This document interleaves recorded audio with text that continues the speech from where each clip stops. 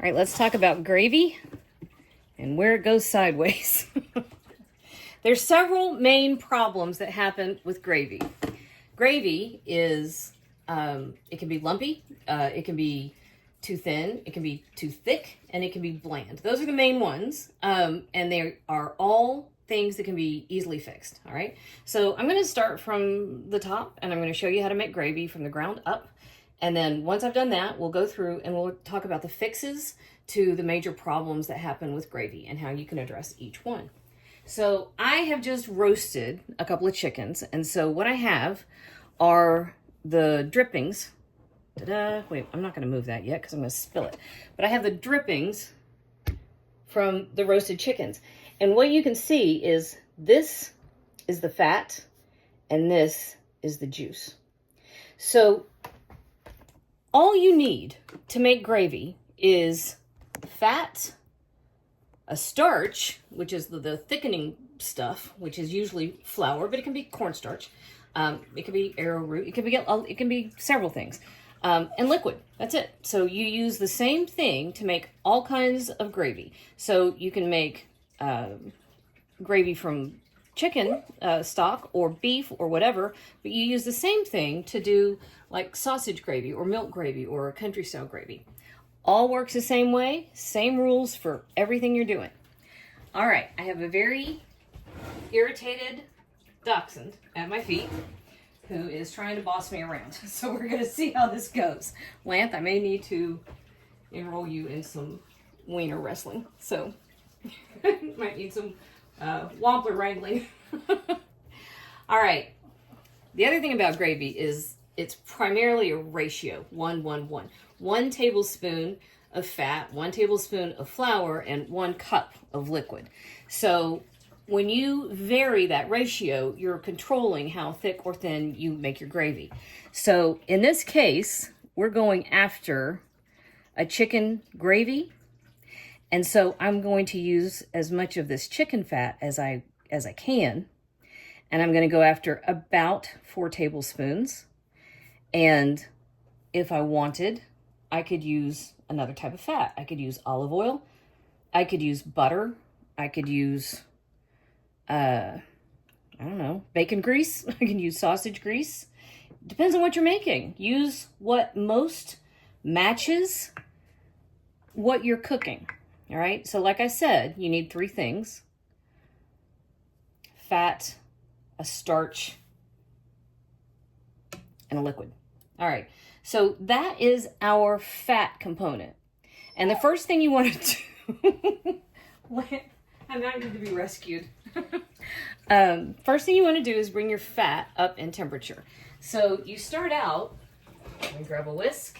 You start out by heating the fat over medium-low heat. You don't have to crank it up too much, but medium-low heat, and then you add the starch. If you're doing flour, which is primarily, that's the number one that we use most of the time, this is where you take care of the floury taste problem that a lot of people have. So they'll say, oh, my gravy tastes like flour. Well, here's how you fix that. You make sure, first of all, that you mix the flour and fat together very well, and that you blend it in over the heat until it's very smooth. Can you see what I'm doing? There we go. If you take a minute at this stage to really mix it well, and you're making sure that there's no lumps either at this point. This is going to be the number one way that you take care of the lumps problem. There's a couple more, and we're going to talk about all of them. We're also going to talk about what you do if, despite your best efforts, if you end up with lumps anyway. But this is one, all right? All right, that was easy, right? So you don't have to have drippings. You weren't supposed to give him a chewy. Well, he then ran over to your feet because I tried to take it from him. Hi, what you got? He escaped his babysitter. All right, so the next thing is you use liquid. All right, so what we have is nearly a cup left of the drippings from our roast chicken. And so I'm gonna scoop off that last little bit of fat because you don't want to use too much fat. It will make your gravy greasy. So I got rid of that. We're gonna go back to our whisk and slowly we're going to whisk in our liquid. Now I don't have enough of the juices from the roast chicken. I want 4 cups, right? Because it's a 1-1-1 ratio. I had 4 tablespoons of flour. I had 4 tablespoons of fat. I want 4 cups of liquid. I don't have enough here. So I'm going to supplement this with just plain old canned chicken broth. It will have enough of that homemade roasted flavor that it'll be all right. We'll get a pass. If you have homemade chicken broth, by all means, use that. And I'll tell you, better than bouillon. I don't normally talk about products, but better than bouillon makes some pretty great products. Use it. They have a roasted chicken and a roasted garlic. Those are great. They taste wonderful. Use them. It's not the same as regular bouillon used to be. So I'm pouring that in. Set that aside. And just whisk. Now I had a little bit of bits where I didn't strain it when I poured it off the bottom of my roasting pan. So I will probably strain it anyway. But working slowly, number 1, you slowly add your liquid. Also, when you're doing this, a couple other things to keep in mind. When you have used flour as a thickening agent, 2 things to keep in mind. The flour will never come to its full thickening power until it comes up to a boil. Doesn't have to be a hard boil, but it does need to at least simmer for a full minute. And number 2, you're not going to get rid of that raw flour taste until it has cooked for a full minute. It's not going to happen. Also, when your gravy has cooked for a full minute and you know that the flour is as thickened as it's going to get and your gravy has hit the consistency that you want, stop. You don't have to keep adding liquid just because a recipe says so. That's when you stop and taste. And if that's what you want, that's where you can stop. Now, notice, this is important. Gravy or flour thickened sauces will continue to thicken for a little bit after you remove them from the heat. So if you ever notice, when you put gravy in the refrigerator, the next day it's much thicker. It continues to thicken up. The same thing happens when you take it to the table. So there will be a bit of time where you'll get a little more thickening out of it, even after it's, so like once you put it in a serving dish. What? Okay. So that's a method you don't have to use. You know, you can if you want to.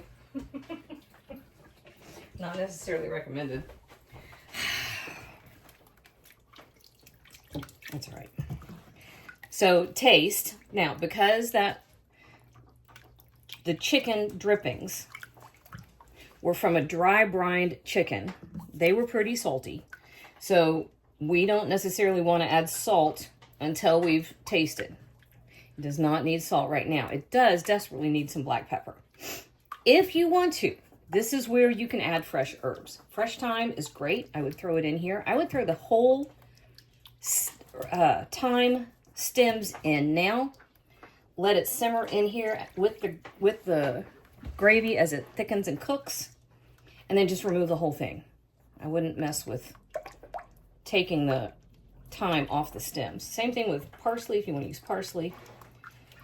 That's the easiest way, I think, to thicken gravy, or to season gravy. Now, let me find my pepper. And we're going to give that a minute to come up to a full boil, because we are almost at the point where we're good to go. A little bit of pepper. I'm going to stir that together and give it another taste.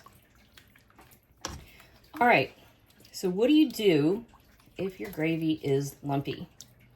Strain it. Seriously, that's it. Just run it through a strainer. Run it through a strainer, scrape it through, mash it, and you'll have silky gravy. It's perfect. It's a magic trick. Oh yeah, that's what you needed. If it's too thick, keep adding liquid. If it's greasy, take it off the heat, pour it into a container, like a, like a measuring cup, like we had, but a bigger one, of course. Let it sit for a minute. The fat will come to the top, and you can spoon it off the top. Now, what do you do if your gravy is too thin? All right, you're going to do what's called a beurre Manié. I'm going to show you how to do that here in just a second, because this, I believe, is just about there, okay? What you're looking for is however thick you want it, of course. But that's just about perfect. See that? And we know that the flour has come up all the way to as thick as it's going to get, because we can see these bare bubbles right there. See that? And we know that we cooked it at the very beginning. So we're going to leave that to simmer for just a minute. I'm going to turn the camera off, and I'm going to come back, and I'm going to show you how to do the beurre Manié, which is how you fix it if you got your gravy too thin. All right, this is pretty cool. So what I've got is another tablespoon of flour and a tablespoon of butter. I did not have exact measurements. Beurre Manié. Beurre is butter in French. Appalachian French. I have no pretensions. Sorry, France. I know what it sounds like. And Manié is kneaded, or something close to that. That's the spirit of it, at least. Okay, so if you go and just dump flour into that, the flour will immediately seize up and create terrible lumps. That will be a major problem. But when you do this kneaded butter thing, you have worked the flour and the butter together so that all the little particles of flour are then coated in fat. And this is kind of the trick to it. When you've done it this way, you can then add this to your gravy, and you have much less chance of there being lumps. Now, like I said earlier, if you get lumps, all you have to do is strain it. So it's not the end of the world. But this is one way that you have less of a chance of lumping up while you're thickening. All right? There's another way you can do it. Just make a slurry, which is just a little bit of water or broth or liquid or what have you mixed with flour. You can do that. And then carefully stir that in. That's another way. That will also serve to thicken it.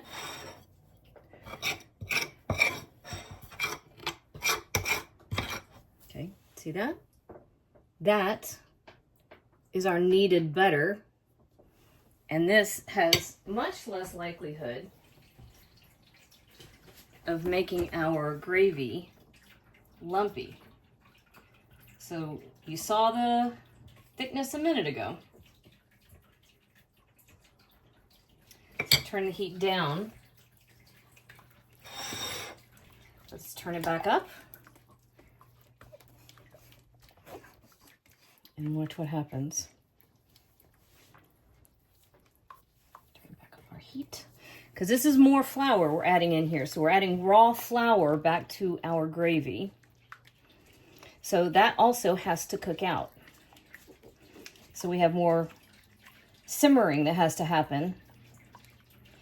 And you have to be careful. You can't add too much because you don't want it to get greasy. But you can already see that has gotten thick again. So you're kind of doing a balancing act. Our gravy was not too thin to begin with, but you can see that if you had a gravy that was too watery, that is one method that would take care of it. And you see that we did not get lumps. We still have a nice silky gravy. But look how much thicker that is. Considerably thicker. All right. So let's loosen it back up. You can do this forever, by the way. You can end up with gallons of gravy, which in my opinion is fine. I think gravy should be served in coffee mugs. I always love the sauces. Everybody was like, oh, you don't want too much sauce. The sauce is just a note to accompany the... No. The sauce is the point. You can keep the dish. All right, so there we go. All right, now is when we bring it back up to a simmer. And now you have to let it simmer because we had that raw flour taste. And this is where we again need to adjust for seasonings, right? Because we check our pepper because it was the pepper that we needed before. I think that little bit of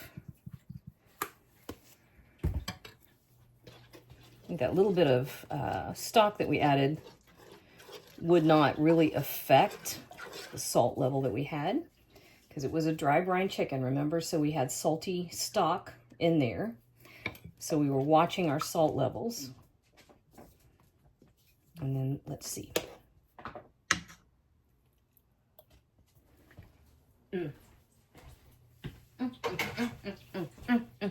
Okay. Yep. This is it. Okay. So, can y'all see? Am I in the light? Can y'all see the texture of this? The only thing that's in here are the little bits of roasted chicken that were in that first batch of drippings. And once you have these principles down, you can make chicken, or you can make gravy out of anything. It works from roast beef, roast duck. It works with sausage gravy if you're making biscuits and gravy. It works with just, you can make milk gravy. You can make gravy out of anything. I mean, you can make gravy out of, oh wow. We make chocolate gravy in Appalachia. We make tomato gravy. We make everything. And it makes gravy the same way, no matter what.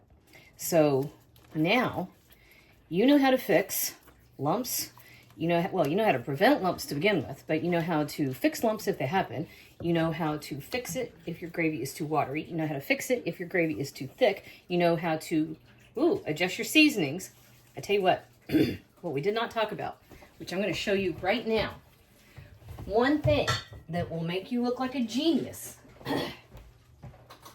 Nobody ever talks about this. So here's the last little bit of magic I'm going to show you.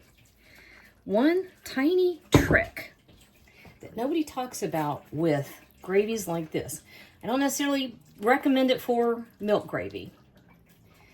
This is a touch of apple cider vinegar. You can use lemon juice. You can use sherry vinegar. You can use champagne vinegar. You can use all kinds of different vinegars. Experiment until you find your favorite one.